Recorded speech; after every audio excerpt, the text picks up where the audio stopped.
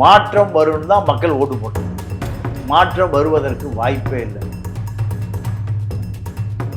திருடர்கள் எந்த விதமான குற்ற உணர்ச்சியுமே இல்லாம சட்டசபைக்கு வர்றான். குற்ற உணர்ச்சி இல்லாம நேரு சட்டசபையில பேசுறாரு. நம் தமிழ் நேயர்களுக்கு வணக்கம். இன்றைக்கு அரங்கத்துக்கு வந்து இருப்பவர் மூத்த பத்திரிகையாளர் தமிழா பாண்டியன் வந்திருக்காரு. அண்ணா வணக்கம். வணக்கம். சிவகாசியில இன்றைக்கு வந்து பல்லாயிரக்கணக்கான மக்கள் இந்த சிறு குடிசை தொழில் போல இந்த பட்டாசு நிறுவனத்தை நடிச்சு தான் இன்னைக்கு நிறைய பேருக்கு அந்த வேலை வாய்ப்புகளாக இருக்குது. சமீபத்தில் வந்து சென்ற ஆட்சியில் முறைகேடு நடந்தது, பல விபத்துகள் ஏற்பட்டதுன்னு ஒரு காரணம் காட்டி திடீர்னு வந்து ரைடு போகிறாங்க. ரைடு போயிட்டு பல தொழிற்சாலைகள் வந்து சிறு தொழிற்சாலைகள் வந்து மூடப்பட்டது. இதுக்கு மெயினாக வந்து கீர்த்தனா அமைச்சர் சம்மந்தப்பட்ட அமைச்சர் சொல்லக்கூடியது என்னென்னா, நாங்கள் ஆய்வு செய்கிறோம், சரியாக யாருக்கிட்டமே வந்து எந்த ஒரு இதுவும் இல்லை அப்படின்னு சொல்லிட்டு அந்த சொற்கள்ல ஏதோ உள்ளடி இருக்குமோ அப்படின்னு நிறைய பேர் பார்க்குறாங்க. அது உண்மைங்க. இங்கே சட்டம் தன்னுடைய கடமை எப்பவுமே செய்யாது. அதிகாரி செய்யவே மாட்டான். அதிகாரி செய்யவே மாட்டான். இப்போ பாருங்க, இந்த ஆட்சி வந்து 100 நாளுக்குள்ள பழனியில் 100 கோடி ரூபாய் கை மாறியது யாரிடம் இன்னைக்கு வரைக்கும் விசாரணை தெரியல. அதில் ஒருத்தர் இறந்து அப்போ ஒன்று. ரெண்டாவது மிகப்பெரிய ஊழல்னு கேட்டிங்கன்னா, இந்த சாராய ஆலையில் 11 மதுபான சரக்கு இது வந்து கெமிக்கலில் தயார் பண்ணுறாங்க. செயற்கை சுவையூட்டினா கெமிக்கலில் பண்ணி 16 மணி நேரத்தில் மாற்றுறாங்க. அப்போ உண்மையாகவே யாரு தடை போட்டது, யாரு தடையை நீக்கியது யாரு? அப்போ இரண்டுமே முரண்பாடா இருக்கு. மூணாவது 1792 வட மாநில யூபி கண்ட்ராக்டர். இது எப்படி தமிழ்நாட்டில் பல லட்சம் பேர் வேலையெல்லாம் இருக்கான். ஆமா. அப்போ இது யாரு செய்தது? இதெல்லாம் யாரு கட்டுப்படுத்துறது? முதலமைச்சர் தான். 7000 கோடி ரூபாய் அந்த ராத்திரி பகலா பஸ் ஓட்டினால டிரைவர் கண்டக்டர் அவர்களுக்கு போய் சேராம பாதி பேர் அந்த பண கொடையை வாங்காம அவருடைய பணம் அதை வாங்காம பாதி பேர் செத்தே போயிட்டான். அப்போ இதெல்லாமே இந்த ஆட்சியில ஒரு மாற்றம் வரும்னு தான் மக்கள் ஓட்டு போட்டான். மாற்றம் வருவதற்கு வாய்ப்பே இல்லை. சீஃப் செக்ரட்டரி அவர் யாரையும் சந்திக்க விடுவதே இல்லை. உள்ளாட்சி நிர்வாகத்தை, நகராட்சி துறைய முதலமைச்சரே கையில் வச்சிருக்காரு. ஏன் ஊழல் நடந்திருக்கு? அதுல வேலுமணி பல ஆயிரம் கோடி ஊழல் பண்ணியிருக்காரு. இப்ப அவரு தான் அவருக்கு பக்கத்தில் இருக்காரு. பல லட்சம் கோடி. நீங்க ஒரே குழியில குடிநீர் குழாயும் பதிச்சிருக்கான், சாக்கடை குழாயும் பதிச்சிருக்கான், கேபிள் டிவியும் பதிச்சிருக்கான். அப்போ என்ன ஆகுனா, நீங்க அழுத்தம் காரணமா குடிநீர் குழாய் உடைந்தால் சாக்கடை தண்ணி அது கலந்து நிறைய சாக்கடை தண்ணியே வருது. இப்படி ஒரு கேவலமான ஒரு நாடு தமிழ்நாடு தான். குடிநீரை கட்டுப்படுத்துவதற்கு சூயஸ்ன்னு ஒரு நிறுவனத்தை கொண்டு வந்து வேலுமணி கோயம்புத்தூர் கொடுத்துருக்கான். குப்பை அள்ளுறதுக்கு ஜெர்மன் கம்பெனி. அப்போ இப்படி திருடன், அப்ப நீங்க நான் வன்முறையை சொல்லல, இப்படி இந்த திருடர்கள் நீங்க எந்த விதமான குற்ற உணர்ச்சியுமே இல்லாம சட்டசபைக்கு வர்றான். அப்போ இங்க இந்த மனிதர்களுக்கு, தமிழர்களுக்கு உணர்ச்சியே இல்லை. உணர்ச்சி இல்லாத ஜடம். நீங்க பைப்பை திருவினா குடிநீர் சாக்கடை வருது, மழை வருது. எந்த திருட வேலுமணி உள்ளாட்சி துறையில பல லட்சம் கோடி திருடனவன் இந்த தாவேக அரசு தூக்கி பிடிப்பதற்கு தயாரா இருக்கு. அடுத்து நேருவை திமுக ஆட்சியிலேயே 1059 கோடி ரூபாய் ஊழல் நடந்திருக்குன்னு நீதிமன்றம் விஜிலன்ஸுக்கு அனுப்பி நடவடிக்கை எடுக்க சொல்லுது. எப்படி நடவடிக்கை எடுப்பான்? இவர்கள் ஆட்சி திமுகவை தாங்கி பிடிப்பத நேரு காந்தியை வச்சு எப்படி நடவடிக்கை எடுப்பான்? அப்போ குற்ற உணர்ச்சி இல்லாம நேரு சட்டசபையில பேசுறாரு. அப்ப இப்படித்தான். இப்போ அதே போல இப்ப கீர்த்தனா மீது கடுமையான குற்றச்சாட்டு வந்திருக்கு. குற்றச்சாட்டு வருவது மட்டுமல்ல, ஒரு நாடாளுமன்ற தொகுதி, சிவகாசி பார்லிமெண்ட், 6 சட்டமன்ற தொகுதி விஜய் கட்சியே முடிஞ்சு போச்சு. இந்த மாதிரி இழுத்து மூடுறாங்க. எங்கன்னா சிவகாசி பார்லிமெண்ட், சட்டசபை தொகுதி வந்து சிவகாசி, விருதுநகர், சாத்தூர், கோயில்பட்டி, ராஜபாளையம், செவிலிபுத்தூர், 6 தொகுதி தாவேக ஜெயிக்கவே ஜெயிக்காது. ஏன்னா 6 தொகுதியில் இருந்துதான் கூலி தொழிலாளி பட்டாசு ஃபேக்டரியில வேலை பார்க்கறான். சிறு குறு தொழில் பட்டாசு ஃபேக்டரியில் வேலை பார்க்கறான். ஏறக்குறைய 500க்கும் மேற்பட்ட பட்டாசு தொழிற்சாலை இருக்கு. இது திமுக காலத்துல தொழிற்சங்கம் இல்ல, அதிமுக காலத்துல தொழிற்சங்கம் இல்ல, எடப்பாடி எவன் காலத்தில் தொழிற்சங்கமே இல்லை. முதலாளி எல்லாத்தையும் அடிச்சு விரட்டிடுவான். எல்லா அதிகாரிகளும் பெரிய முதலாளிகிட்ட காசை வாங்கிட்டு இந்த தொழிலாளிகளை கறிக்கட்டையா தான் போட்டிருப்பான். நீங்க ஒரு ஃபயர் ஒர்க்ஸ், அதாவது தீப்பெட்டி தொழிற்சாலையோ பட்டாசு தொழிற்சாலையோ எக்ஸ்க்ளூசிவ் ஆக்ட்ல வரும், வெடிமருந்து சட்டத்தைப்படி வரும். அவன் ஏதாவது அசம்பாவிதம் வந்தா தப்பிச்சு ஓடணும், 4 பக்கம் வழி இருக்கணும். அதே போல தீப்பிடித்தால் உடனடியாக அணைப்பதற்கான அத்தனை தொழில்நுட்பங்களும் எக்யூப்மெண்ட்ஸ் இருக்கணும். ஒண்ணுமே இருக்க, கட்டடம் மட்டும் இருக்கு. அதே போல அவனுக்கு வந்து உடை கொடுக்கணும். பல பேர் பார்த்திருக்கேன், அப்படியே அந்த கெமிக்கலோட உட்கார்ந்துருப்பான். அந்த விபத்து நடக்கிறது பாத்தீங்கன்னா அது 10-20 தான் இருக்கு இடம். சரி, அப்போ இப்படி இதெல்லாம் காலங்காலமா இருக்கு. அதிமுக காட்சி காலத்திலயும் இருக்கு, திமுக காலத்திலயும் இருக்கு. இப்ப தாவேக்கா வந்த பிறகு கீர்த்தனா அந்த அம்மா இப்ப ட்ரெஸ் எல்லாம் பார்த்தோம்ல, அந்த இதுக்கு முந்தி அந்த அம்மா எப்படி இருந்துன்னா ஆதவ் அர்ஜுனாவுடைய வாய்ஸ் ஆஃப் காமன்ல பிரசாந்த் கிஷோர் டேட்டா பேஸ் கம்பெனில அந்த அம்மா வேலை பார்த்து, அந்த அம்மாவுடைய லைஃப் ஸ்டைல ஜீன்ஸ் பேண்ட் ஒரு டாப்ஸ் தான். சாயங்காலம் ஆனா பப்புல பார்க்கலாம், மக்பீர் பார்க்கலாம், பெங்களூர் போனா பெங்களூர் மக்பீர்ல பார்க்கலாம். இதுதான் அந்த அம்மாவுடைய லைஃப் ஸ்டைல். இப்ப என்ன ஆச்சுன்னா 6.5 கோடிக்கு ஒரு வீடு விலைக்கு வாங்கி வீடு குடியே போயாச்சு. அவங்க அப்பா லாரி டிரைவர், அவங்க அம்மா பழைய துணி தைக்கிற டெய்லர். இப்படி 6 கோடி வந்து விஜய் விசாரிச்சாரா? நீங்க ரவி தேஜா கத்திரிப்பள்ளி, 2 கார்த்திகள், 2-3 பேரா திமுகவில் இருந்த லைசன் ஒர்க்கர், இவர்கள் தான் இப்போ கீர்த்தனாவுக்கு ஆலோசகர்கள். இப்ப என்ன நடக்குதுன்னா பெரிய பட்டாசு ஃபேக்டரி, ஸ்டாண்டர்டு, பயோனியர், ரெட்டக்கிளி, இப்படி அணில் பட்டாசுகள், இதெல்லாம் பெரிய ஃபேக்டரி. ஒரு குறைந்தபட்சம் 2000-3000 கோடி ரூபாய்க்கு வியாபாரம் செய்கிற நிறுவனங்கள்.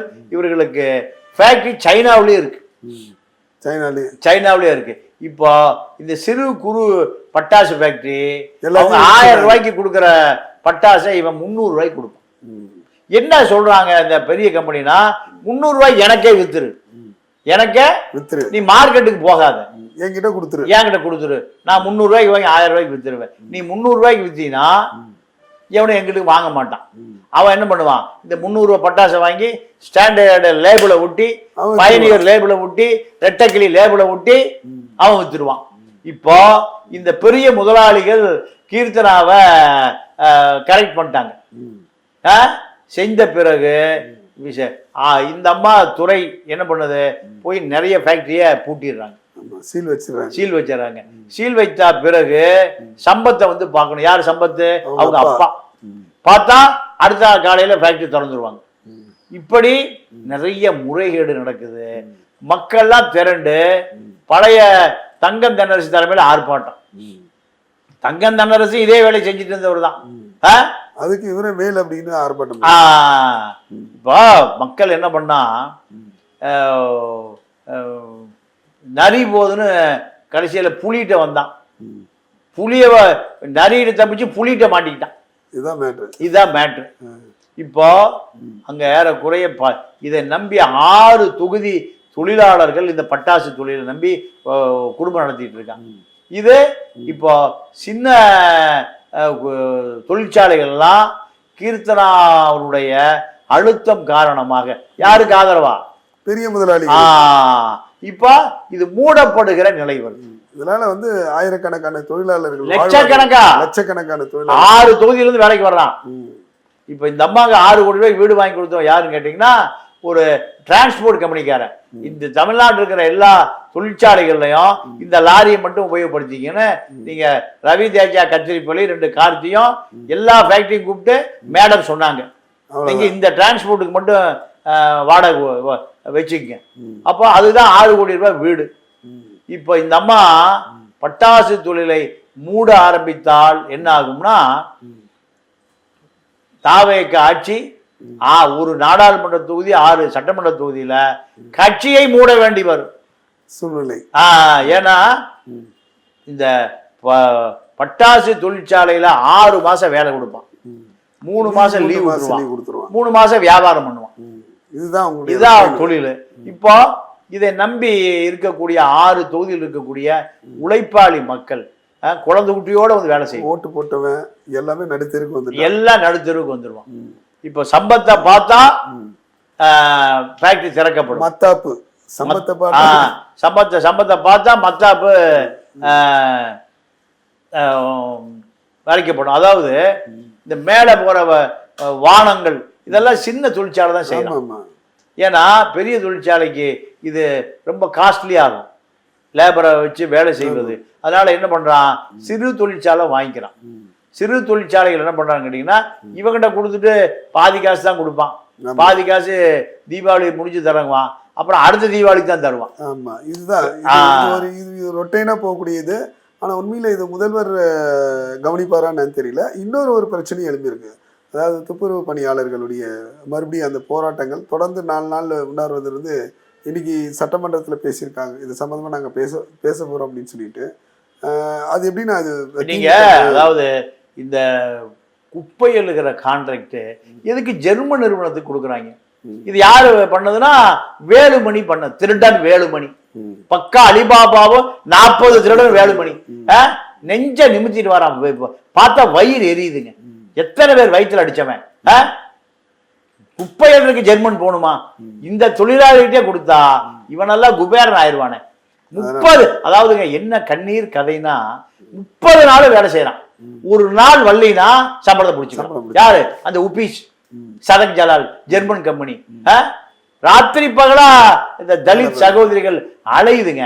திருமாவளவனும் கண்டுக்கிறது இல்ல, ரவிக்குமாரும் கண்டுக்கிறது இல்ல, வன்னியரசு கண்டுக்கிறது இல்ல. காரணம், இவர்கள் திமுக கொடுக்கிற கோடிக்கணக்கான பணம் பெட்டிகள்ல வந்து பாதுகாப்பா வந்துச்சு. இப்ப தாவேக்கால வியாபாரம் ஓடுது. நீங்க ரவிக்குமார் தலித்துகளுக்கு ஒதுக்கப்பட்ட 1.25 கோடி 1,75,00,000 ரூபாய அவர் அக்கௌண்ட்ல போட்டிருக்காருன்னு எஸ்டி ஆணையம் இப்ப என்கிட்ட இருக்கு. விழுப்புரம் கலெக்டருக்கு ரிப்போர்ட் கேட்டிருக்கான். தலித்தை ஏமாற்றுறவன் தலித் தலைவன், தமிழ் தேசியத்தை ஏமாத்துறவன் தமிழ் தேசிய தலைவன், திராவிடத்தை ஏமாத்துறவன் திராவிட தலைவன், எஸ்சி மக்களை ஏமாத்துறவன் எஸ்சி மக்கள் தலைவன். இதுதான் இந்த கூத்து தான் தமிழ்நாடு. சரி, தாவேகா வந்தா அவனும் அதே போல யாரு உழைக்கிற மக்கள் இருக்கானோ அவனை ஏமாத்துறவன் ஏழை எளிய பங்காள. ஒரு அமைச்சர் லேண்ட் ரோவர் காரை எங்க நிறுத்தி வச்சிருக்காரு, மாடு கட்டுறது நிறுத்தி வச்சிருக்காரு. போட்டா வந்து 3 கோடி எவனா வாங்கி கொடுத்துட்டான். அதை வெளியில் ஓட்டினா மக்கள் கண்டுபிடிச்சுக்குவான். அதனால அது எங்க நிக்குது, ராத்திரிகள் மட்டும் ஓட்டுறது. பகல்ல மாட்டுச்சாணிக்கு போது அது வண்டி நிக்குது 3 கோடி. காரணம், இவர்களுக்கெல்லாம் அதிகாரம் வரும்னு கற்பனையே பண்ணி பார்க்கல. கருணாநிதி குடும்பத்துக்கு அதிகாரம் வரும்னு எப்போ 69ல கற்பனையே பண்ணி பார்க்கல. கருணாநிதிக்கு அதிகாரம் வந்தது. இன்னைக்கு ஆசியாவில் 6வது கோடீஸ்வரன். அதே போல இப்ப தாவேகா அத்தனை பேரும் அந்தந்த தொகுதியில இனிமேல் அவர்களும் 6வது கோடீஸ்வரர்கள் வந்துருவாங்க. எங்க 3 கோடி ரூபாய் லேண்ட் குரூசர் காரு எங்க நிக்குது, மாட்டுக்கோட்டையில் நிக்குது. ஆயாச்சா லேண்ட் குரூசர் நீங்களான வாங்க முடியுமா? 3 கோடி ரூபாய் காரு இலவசமா கிடைச்சது. காரே இல்லைன்னு சொல்லிதானே இப்ப கார் கொடுத்தாரு. விஜயை பொறுத்த வரைக்கும் என்ன நடக்குது, எப்படி இருக்கு? நீங்க காரையிலன்னு சொல்லி ஜோதிமணிக்கு 3 கார் வச்சிருக்காரு. எம்எல்ஏ சம்பளம் 2 லட்சம் ரூபா, ஐஏஎஸ் ஆபீசருக்கு 2 லட்சம் ரூபா சம்பளம், எம்எல்ஏக்களுக்கு 2 லட்சம் ரூபா சம்பளம். கேட்காமையே கொண்டு வந்து எனக்கு தெரிஞ்சு வருஷம் 50 கோடி ரூபா எம்எல்ஏ வீட்டு கொடுத்துட்டு போயிடும். யாரு? PW, highways. வேலையே செய்ய மாட்டான். ஏய் இது எங்களை வேலை, ஏன் ரோடு போடலை? கரெக்டா 3 சட்டி சிமெண்ட்டுக்கு 3 சட்டி மண்ணு போடையான்னு கேட்டாலே கமிஷன் கொடுத்துருவோம். 234 எம்எல்ஏக்களும் கேட்காமையே வருஷம் 5 வருஷத்துக்கு 500 கோடி ரூபாய் இல்லாத ஒரு சட்டமன்ற உறுப்பினர் காமிங்க. 5 வருஷம் எம்எல்ஏ இருக்காங்கல்ல, அவருடைய சொத்து மதிப்பு குறைஞ்சது ஒரு 500 கோடி ரூபாய். ஏன்னா பிடபிள்யூ, ஹைவேஸ், இபி எங்க வேலை எல்லாம் திருடுவான்.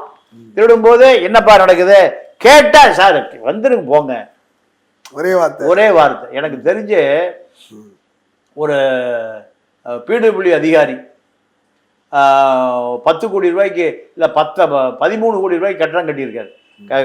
கட்டணம் கட்டிட்டு திமுக ஆளுங்கட்சி மாவட்ட செயலாளருக்கு 1 கோடியே 30 லட்சம் ரூபா எடுத்துக்கொண்டு கொடுக்குறாரு ஆளுங்கட்சி எம்எல்ஏ மாவட்ட செயலாளருக்கு. அப்போ ஒரு டீ குடின்னு கூட சொல்லல, வருத்தப்பட்டதாக எனக்கு ஒரு நண்பர் சொன்னார். அப்போ திமுக மாவட்ட செயலாளருக்கு எவ்வளவு கொடுக்கணும்? 10% கொடுத்துடணும். அப்போ அந்த தொகுதியில குறைஞ்சது ஒரு 100 கோடி ரூபாய்க்கு வேலை நடக்கும். எவ்வளவு கோடி வந்துடும்? 10 கோடி வந்துடும். எந்த எம்எல்ஏவாவது 100 கோடி கம்மியா ஒரு எம்எல்ஏ காமிங்க. கம்யூனிஸ்டுகளை தவிர, கம்யூனிஸ்ட் சிபிஐ எம்எல்ஏ தலி ராமச்சந்திரனுடைய சொத்து மதிப்பு 500 கோடி. பெரிய குவாரி அதிபர், ஸ்விம்மிங் பூலோட வீடு, 10,000 ஸ்கொயர் ஃபீட் வீடு இருக்கு.